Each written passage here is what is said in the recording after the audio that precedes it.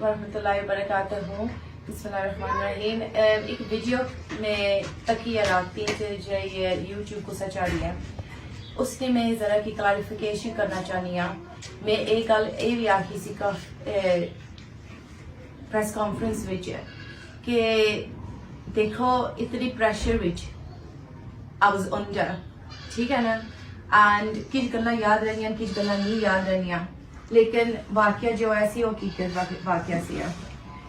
जल्लै उन्हें मिगी इत्थों पिकअप किया करूँ इतना कैमरस भी लगे हुए मैं पुलिस की भी गल पाई सी इतने कैमरस लगे हुए तो मैं वाकई पीछे बैठी सा क्योंकि मैं उन्होंने वाकफी को नहीं सी चेता कर। जब मैं पीछे बैठी ना 15 मिनट 10 मिनट जो कुछ लगे उन्होंने पूछा भी कुत्थे जाना, उन्हें है सी पेट्रोल स्टेशन जाने तो पहले उन्हें मिगी आख्या सी तो हूं तो अगे बोल मिगी कागज अपने दस, ठीक है ना। हूं प्रेस कॉन्फ्रेंस जला करो उस किस गल्लां याद रहनियां किस नहीं याद रहनियां। एंड ऑब्वियसली मारे पर इतनी ऑर्डील हुई है, इतना मतलब प्रेशर पे है, इतना सब कुछ मारना लोया तो ऑब्वियसली मेरी याद को मेरी बानी में माजरत जानी है, लेकिन वाकया इज द ट्रूथ ना। जी पुलिस वाले इथों सीसीटीवी फुटेज करी कि ना तुझे कि उन्हें की पता लगी जाए कि जो ना वाकई पीछे बैठी है। एक गवाह है हमारे पास, उन्हें तकिया भी ऐसी है एंड पारियास है उन्हें बाहर स्ट्रीट पर खली का तकिया से उन्होंने गड्डी भी पछानी है ने उन्हें तकिया भी है मैं पीछे बैठी हूँ। हूं गल उठाई है उन्हें मैं आख्या सी मैं अगे वो कागज दस जरा कुछ उन्हें आख्या एक पुलिस ऑफिसर ऑफिशियल मैं उही काम किया। मैं उन्हें की कागज दसने सन मैं अगे बैठी हाँ। फिर जो उन्हें पूछा इसने भी काफी पीसे कुछ खासे पीसे मैं ऐसी काफी चाहिए है उन्हें ऐसी काफी को नहीं इतना कनास कोई और चूज करके जुल्ले दो कच्चे अंदर अस दो अंदर कच्चे गए मैं आपको जूस चाहिए चॉकलेट चाहिए फिर मैं वापस आगे गड्डी पेश की वही कागज जो फाइल सी मारे मैं चोली च रखे जल्द मैं उन्हें की कोशिश पानी सा केस के बारे में भी ए होया वो बार बार डिसमिस करने सन बार बार डिसमिस करन, ठीक है। हूं ये गल हुई है पॉइंट मैं ये बनाना चाहनी हाँ जे ए बेकसूर सन तो फिर माफिया क्यों मंगन।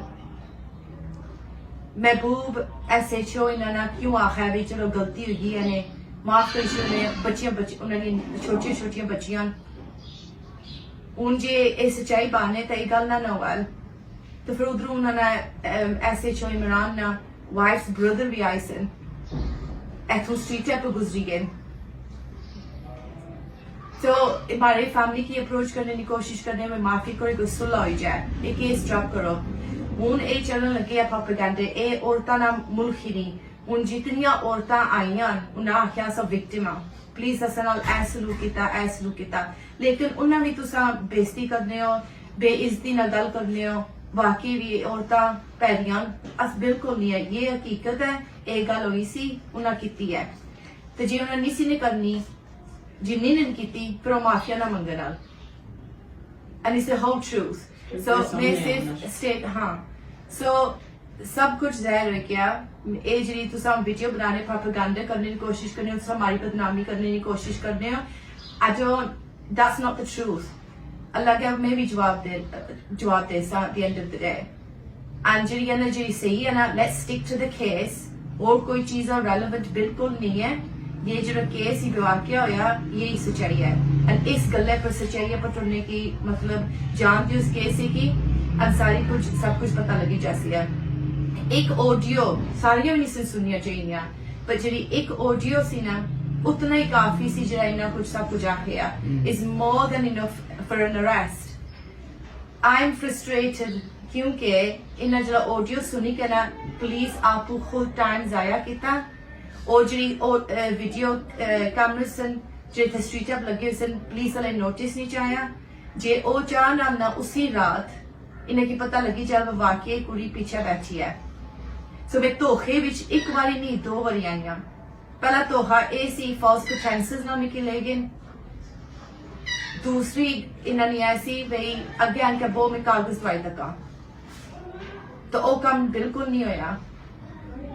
सो I just want to clarify and just make sure that everybody knows the truth. And may Hakadurno said completely fulfill me now, I'm not gonna ਹੁਣ ਜੋ ਮਰਜ਼ੀ ਹੈ ਕੋਈ ਗੱਲਾਂ ਫਾਲਤੂ ਕਰੀ ਕਿ ਨਾ personal life is my personal zyati life. It's not koi business need for anybody else to intervene my YouTube or whatever, anything like this. This is solely sirf case निबारे है जरा वाकया मारे ना लोया सारे की रिस्पेक्ट करनी चाहिए. Obviously मैं भी कुछ सारी बेटियां and a nice नहीं है.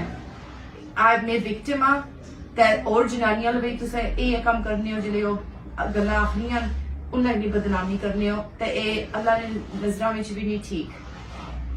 So can we keep it respectful, civil and professional? Thank you.